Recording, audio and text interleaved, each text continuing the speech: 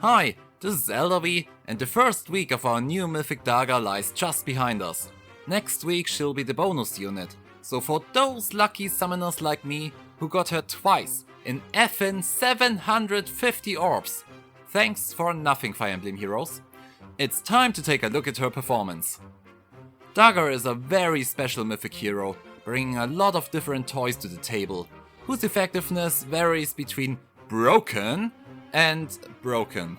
Like, for real broken toys. Not broken toys, but simply broken toys.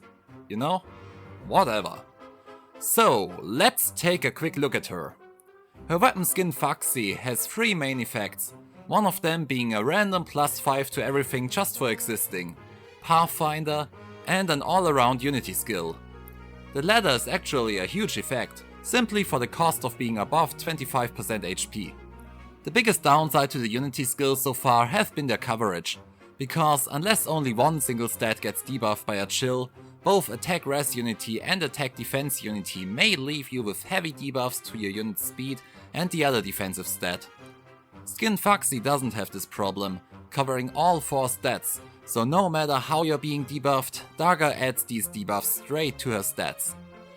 Considering her stat line, it makes it rather difficult for her to soak the Dark Shrine, but with 55 base attack and 44 base speed, the Bright Shrine can easily be hers for a free +2 to +8 buff, as you will see in many of my replays this week.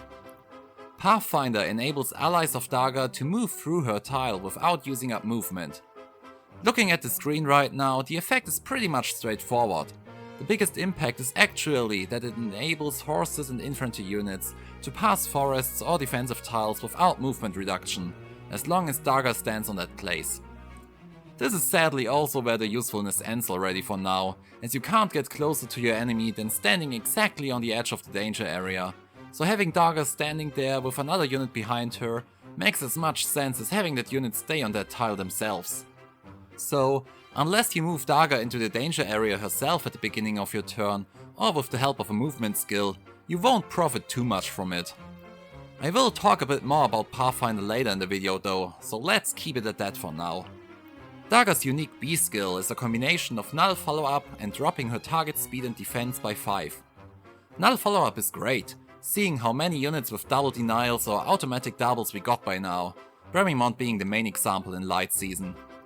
As stupid as it sounds though, she needs to get into combat for that, which isn't that easy for a melee infantry unit.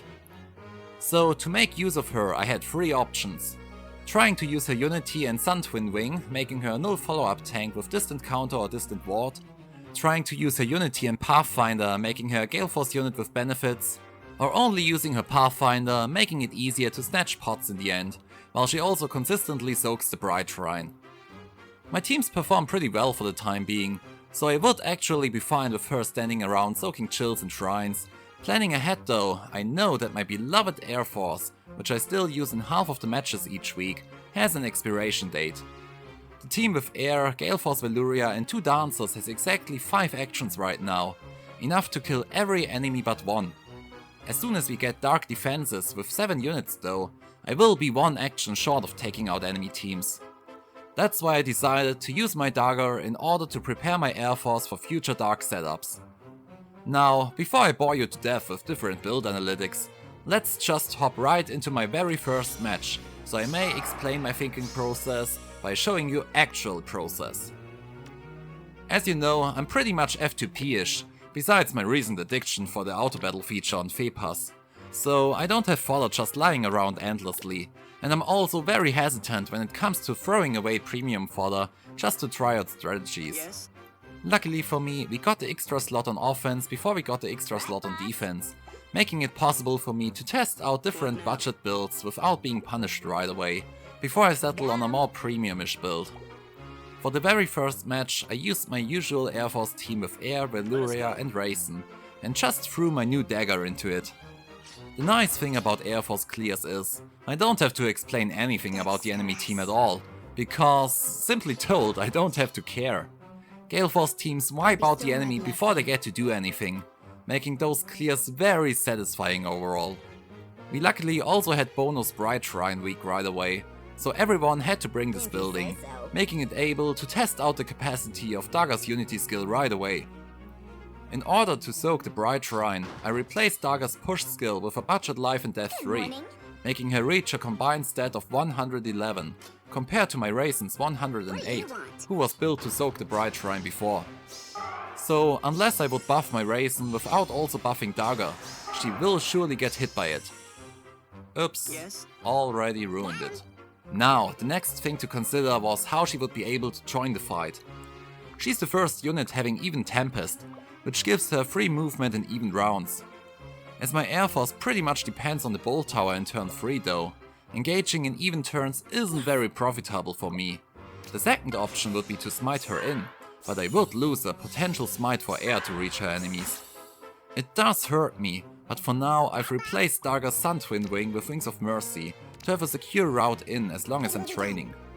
In the final version, I would like to switch back to Sun Twin Wing, trying to smite Dagr in and making air follow up with Pathfinder, so we will test this potential at the end of each map. On to the final choice, Heavy Blade versus Flashing Blade. Her base speed stat is rank 15 out of 650, her base attack rank 55. Choosing between the two really depends a lot on your setup. And seeing that Triandra and Bremimond are equally met on the enemy side, their buffs can really go either way. I personally think Flashing Blade can be activated more easily, especially against Bremimond, who has a lot of attack to surpass. But we also got a lot of crazy speed stacking lately, and Miller's Sabotage attack does help out to decrease the enemy's stats, so let's check this as well. In her current state, Dagr was actually unable to activate Gale Force, as I didn't give her any means of cooldown reduction yet. I want to start with using my usual Eirforce team, which would still work fine against most teams, while just bringing her along and doing the math to see how I could use her. Therefore, I went with Heavy Blade first, as my Kronya used the Flashing Blade seal as well. Dagr's options after air initiated were either to attack Dimitri with 67 attack and 42 speed, or Kempf with effective 33 attack and 42 speed. Dagr in her debuffed state would reach 77 attack and 66 speed, so in this match she would easily be able to proc either Heavy Blade or Flashing Blade. I took out Dimitri from the spot above air and followed up on the other side with Veluria, who was able to proc her Flashing Blade against Kempf.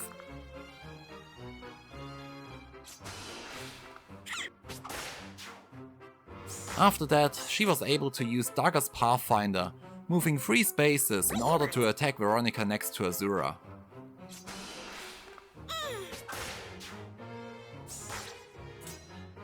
Now, if I had already cared about Dagr's cooldown reduction, I would have been able to lock up Azura with Dagr's second move. Instead, I had to use Peony's Dance to bring air in position, while Dagr was luckily easily able to take one hit from Azura.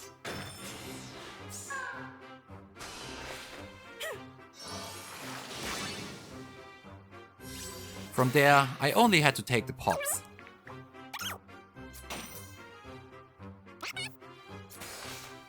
So, fully built, the match could have worked like this. I would smite in Dagr below Dimitri and use Pathfinder in order for air to reach Bremimond. Peony could have danced from below to give her guidance effect to both air and Dagr. Air moves one tile up to take out Duo Peony, while Dagr could actually still attack Dimitri above air thanks to Peony's guidance effect, and charge up her Gale Force with either Flashing or Heavy Blade. Veluria hops in to take out Kempf first and Veronica after that with Gale Force, using once more Dagr's Pathfinder. Dagr uses her second movement to imprison Azura, and I would have had one action left with Raisin to potentially kill a 7th unit. Seeing that my first round against a plus 10 Dimitri already performed quite well, gave me the confidence to move on to the next step. In order for Dagr to safely activate Gale Force with a single hit, she needs to reduce her cooldown by at least 3. Veluria's weapon effect would give me -2 already, so the third point might either come from Infantry Pulse, Times Pulse or Quicken Pulse. Times Pulse would of course be the ideal choice, but it's premium fodder which I don't have right now. Quicken Pulse would mean to run Heavy or Flashing Blade as Dagr's A skill, taking away important stats for her to kill, win stat checks and also soak the shrines and debuffs. Option 3 was replacing Veluria's times pulse with infantry pulse and to run quicken pulse on her, which would make me lose some chip damage from Savage Blow though. Option 4 was to replace Raisin with an infantry dancer, which is what I decided to do in the end. I still had a team with Raisin on the backhand just in case, accepting that Dagr would likely once more be unable to activate Galeforce though. Instead of killing yet another Marisa, I decided to use a dancer which already had infantry pulse, the dancer Berkut of my former Dark IP team. He would decrease Dagr's cooldown to 2, and as a nice side effect also reduce Veluria's cooldown to 1, which means she would even be able to activate Galeforce against guard users or really fast enemies. As if the game tried to reward me for my bold decision, I actually matched a quite speedy team right after rearranging my team. Sotis and Ingrid, both bonus units last week, were both affected by Mia's attack speed gap, making Sotis reach 52 attack and 52 speed, while Ingrid would reach effective 53 attack and 55 speed. Dagr, once more debuffed by a highly leveled Bride Shrine, hits amazing 72 attack and 61 effective speed unbuffed, so again enough to proc either Heavy Blade or Flashing Blade. In weeks without the Bride Shrine, things would be slightly different though, making her reach only 61 attack and 50 speed. While her attack would have still been enough to proc Heavy Blade, activating Flashing Blade would have needed additional drives or buffs from Peony. Thanks to the mountains decreasing Bramimon's range, I didn't need Miller's Smite in order to get Air to attack.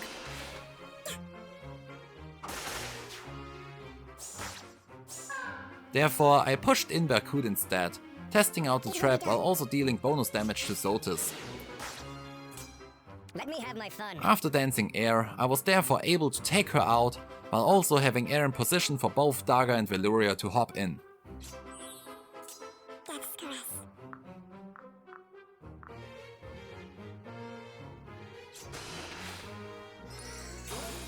Being in the right spot for 2 melee units to find suitable enemies will be very difficult in the future, and might actually make me lose maps I could have won before, but once we get 7 units on a dark defense, it should hopefully become easier again. I took my time to calculate all the stats. Dagr is indeed the first unit I own having a unity skill, therefore I'm not yet used to see her actual stats right away by only looking at the debuffed numbers. With Peony in position to provide her weapons drive, I would have been able to activate Flashing Blade against either of them, but I decided to attack Levatine just in case I missed something. From there, Dagr could easily take out Eldigan, who used to be a big threat with his high defense and damage reduction to my Eirforce before.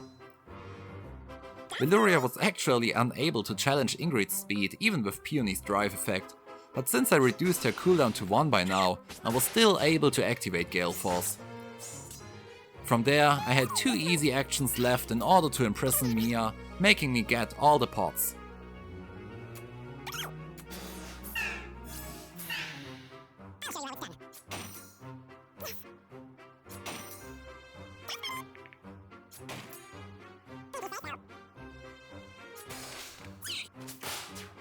Running Sun Twin Wing on Dagr, my second match could have looked like this. Air could still engage in the same way, while I would smite in Dagr instead of Berkut into the trap. A 40 damage trap would actually reduce Dagr's health down to 1, making her lose both her +5 buff as well as her unity effect. Therefore I would need to dance Air from below with Peony, kill Sotis and once more make Dagr hop above Air with the guidance effect. Being hit by the trap, she would actually still be at 61 effective attack and 55 effective speed, as her Sun Twin Wing would debuff the enemy's speed by 5. This sadly wouldn't be enough to challenge Ingrid, but should have worked against both Sotis and Levatine.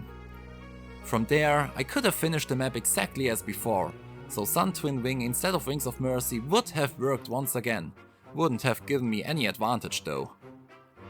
My third match made me face a quite impressive team of +10s running mostly their base kits. Seeing this, I had a short 2017 flair when we were still unable to inherit skills. Not that I played back then, but most of the people who remember better times didn't actually experience them. Now, this map had 2 challenges. First, Kronya was running her Atame in combination with Vantage, making it very likely for her to attack first. Second, Ike was running his own steady breath, making my Dagr unable to charge up her Gale Force against him. I missed to mention that I switched Daggers even Tempest with Savage Blow.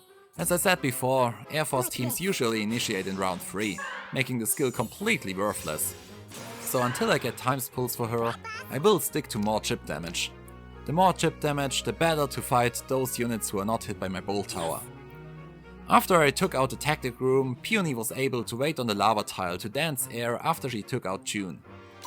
I figured Air would have to kill June first and Kronya second, so I would have 2 available targets for my melee fighters once Air got in Wings of Mercy range.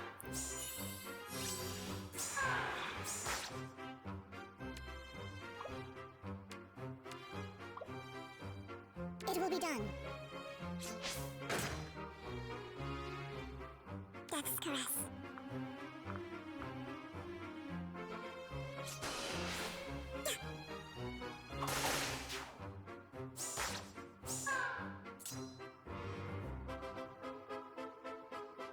Ready.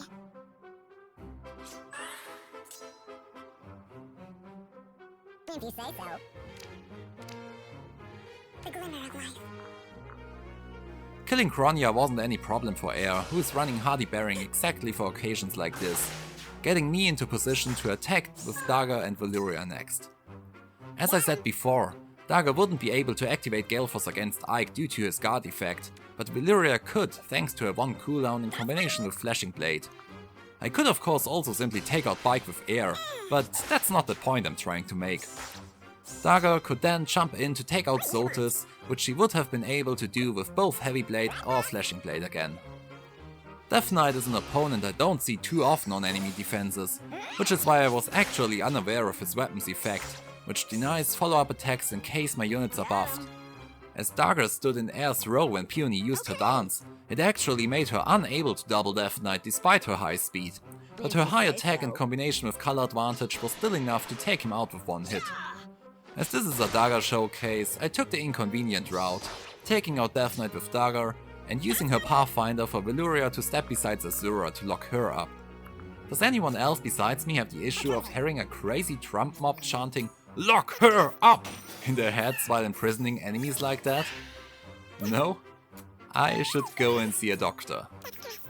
With this, I had again 1 dance left to potentially take out another enemy. Going back to play my Sun Twin Ring game again, this would have been indeed a bit more difficult this time. With my Bolt Tower standing in row 4, I actually don't see a play to smite in Dagr in a way so Air could take out June first. In that case, I would have needed to smite Dagr in Kronya's row, with Air standing on the tile of the cake decoration. Air would have been able to pass Dagr with Pathfinder to take out Kronya first. From there, none of my dancers could have reached though. So instead of Berkut, I would have needed to bring Raisin, who could have reached Air from the left with his free movement. Next, I could have taken out Ike with Air, getting Air into Wings of Mercy range. Peony could have danced her from below, giving her guidance effect over to Dagr as well. From this position, Valyria could have taken out Zotis, while Dagr could have hopped over either Peony or Raisin to kill June. From there, I could have moved on as before.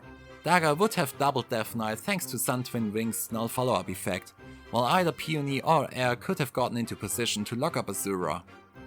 So it would have worked, but it would have been much more difficult compared to the matches before. In my last match, I finally got rid of Air's Miracle, which sadly has no way of charging up anymore. I must admit that I always liked my very own Eirforce version with my Miracle Air. I never had to think about locking up a unit, as I could always keep a random unit alive, which wouldn't be able to kill Air thanks to Miracle, as long as they couldn't double her. I'm gonna miss these days.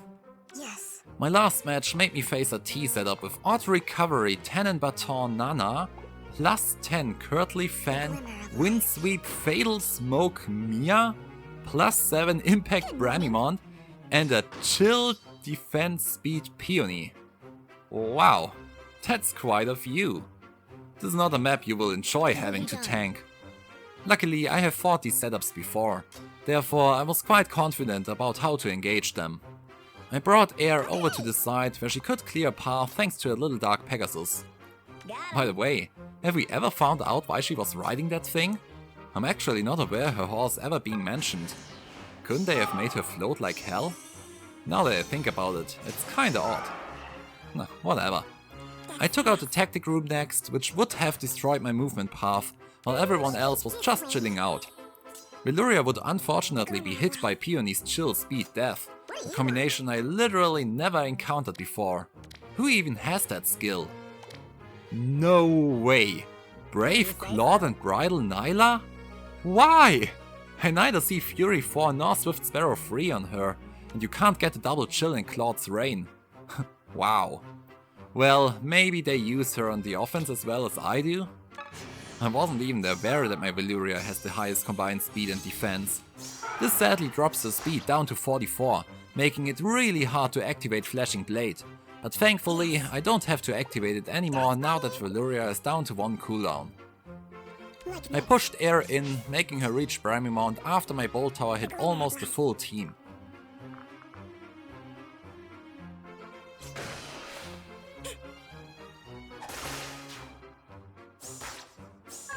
Peony was able to reach her standing on the water tile, also giving over some stats to my poor debuffed Veluria. From there I had to watch out. I was actually not totally sure how Tannen Baton works, as I rarely see it on anyone. This player must have actually foddered Sephiron twice to his Nana, in order to inherit both Tannen Baton Plus and Odd Recovery 3. Or no, it's actually Odd Recovery 1. That's odd. Wait a second, what does it do? Huh, apparently it's just the healing. Level 1 heals 5 health instead of 20 at level 3. Maybe this guy is actually a genius and got both Tannen Baton, Attack Rest Push 4 and Odd Recovery with a single Sephiron. Huh. Anyways, Tannen Baton gives all allies within 2 tiles distance to the user an automatic guard effect. We actually saw it just now when Air killed Bramimount, as her cooldown is still at 2. Great, could have also kept Miracle in that case.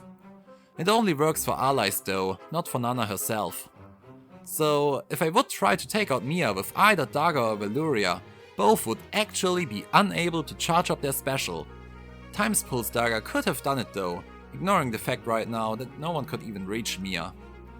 So I took out Nana, as I was unsure at the time if she would proc Tannen Baton herself as well or not, and running the Aether speed rest skill, she actually reaches a formidable 55 speed. From there I had the option to take out Mia with either Veluria or Dagr. Veluria wouldn't proc Flashing Blade, but now that Nana is gone she didn't have to, with her cooldown being already down to 1. Dagr was debuffed once more, but it was a low level Bride Shrine this time, making her reach effective 71 attack and 56 speed against Mia's 54 attack and 55 speed. So both Flashing Blade and Heavy Blade would have worked once more. Flashing Blade was really close though.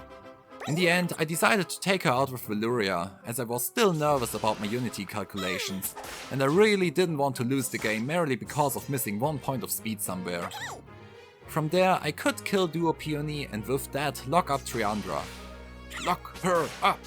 Lock her up! Isn't it crazy? I feel like this man gave me mental disorders without me even living in the US. How clumsy. Now, I only had to take care of beautiful Elwood with nice looking face.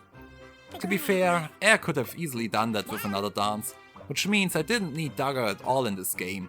But as this is a Dagr showcase, I played it stupid just so she would get the kill. If you say so.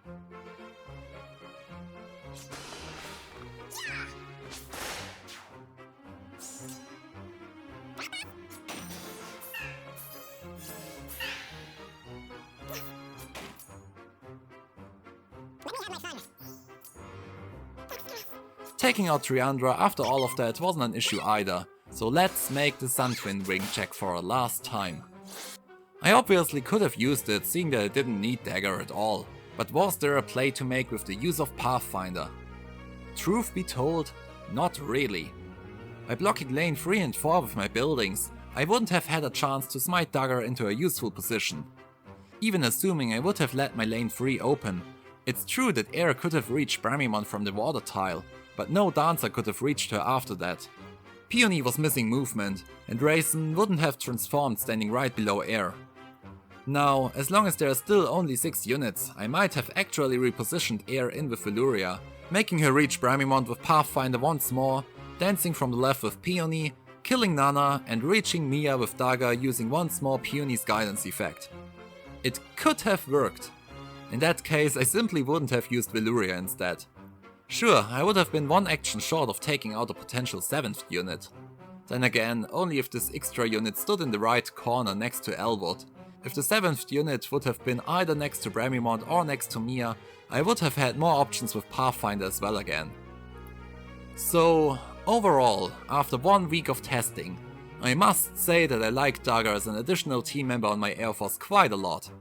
I'm actually surprised about seeing the possibilities of Pathfinder and Guidance, making it possible to keep Sundwin Ring on her. I'm not sure though if the skill is really worth the risk of not having Wings of Mercy. I wouldn't have benefited from the skill in any of the matches besides the Death Knight one, who I could kill without it as well. Seeing that I bring most enemies already down to really low health with all the Savage Blow skills, double denials aren't too much of an issue. Therefore, the minus speed and death kinda seems to be the argument for the skill. I think I will further test it in the coming weeks and keep analyzing if the benefit of Sun Twin Wing outshines the danger of not reaching the enemy. I'm definitely sure though that Time's Pulse is the way to go. With that I can overcome speed checks and guard checks, making Sun Twin Wing even less important. While my matches worked pretty well this week, the potential of Pathfinder drops a lot when more caps come into play, denying space to position your characters, and I don't even want to think about the possibility of having Pathfinder on defensive teams. This might actually have an even worse impact than the save skills had. If this happens, people will be forced to bring multiple 5-man Cav slaying teams in order to beat those Lilinas, Livs and Lives who can suddenly reach every tile on the map. So, talking about future plans. In Aether raids, give me a break, I can barely keep up with the 2 kits I have.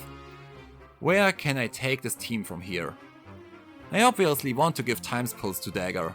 It just makes clearing the map much more secure, it enables me to run 2 teams, one with Berkut and one with Raisin, making sure I will always have a dancer to reach my air while still activating Gale Force on both of my melees. It could also open the possibility to run something else in Dagr's seal slot, like double life and death for example.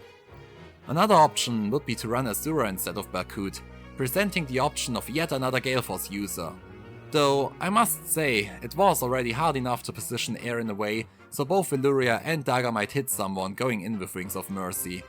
I actually don't think there will be many occasions where I have the option to hit someone with Azura first before she dances, and her speed is sadly not that impressive either to safely win those flashing blade checks. A premium option which I would love to explore is Raphael. I missed him so far, but maybe I'll be lucky once the Bridal banner gets rerun. With him and Time's Pulse, I could get Dagr down to 2 cooldown and actually switch Valyria's support back to air, who therefore may run Miracle again or also something like an instant Moonbow. I wouldn't have enough actions to activate Miracle against 6-man teams, so I'm not sure how beneficial it would be, but it opens up some options and gives me back a burp into my team just for the looks. Assuming I would stick to Wings of Mercy on Dagr, I might even try running a Sabotage skill, which I don't have, on the Raphael that I don't have. So, you see where this is going. The biggest enemy of my Eirforce are, as to be expected, far safe maps, which easily shut me down just by existing, or teams that won't be hit by my bolt tower either because they run a well-positioned catapult, or because they group themselves in the left corner. For those cases, this abomination might actually be a thing. Running double Valyria would give air access to an instant blazing wind to potentially take out far safe units in her first combat.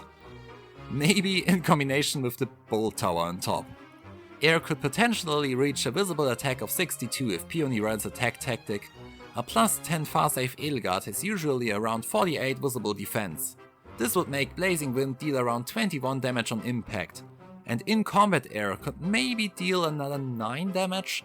So clearly not enough to beat her down from full health, but with the help of the bolt tower, Blazing Wind might actually bring Edelgard below 25% health and therefore disable all of her weapons effects. So maybe? No, actually I think it's dumb and may already crumble with a single distant guard or hell on the team increasing Edelgard's visible defense. It's always hell standing in Air's way. A future infantry duo dancer might be something to look out for, but now I'm really starting to dream. I think you can see though that there is still a lot of potential in this team. While Dagr is surely not the most impressive mythic we ever got, I think she matches this exact team quite nicely. She can also work very well for other Eirforce setups, including heroes like Sylvia and Navarre, assuming you can give her the needed cooldown reduction. So, I hope you enjoyed this little showcase of my new Dagr force, which is actually an Eirforce with Dagr, but you know, clickbait titles and such things. I hope I was able to surprise you, maybe not as much with the Galeforce build, but with the actual possibilities of Pathfinder on offense, and I would very much appreciate your support, liking, subscribing, washing my dishes, just whatever you see fit. That being said, see you again next week, probably with a new Whale Hunter episode, as I have fought the most oppressing return plus trap I've ever seen. Now, if that isn't shameless advertising, I don't know what else is. See you next week!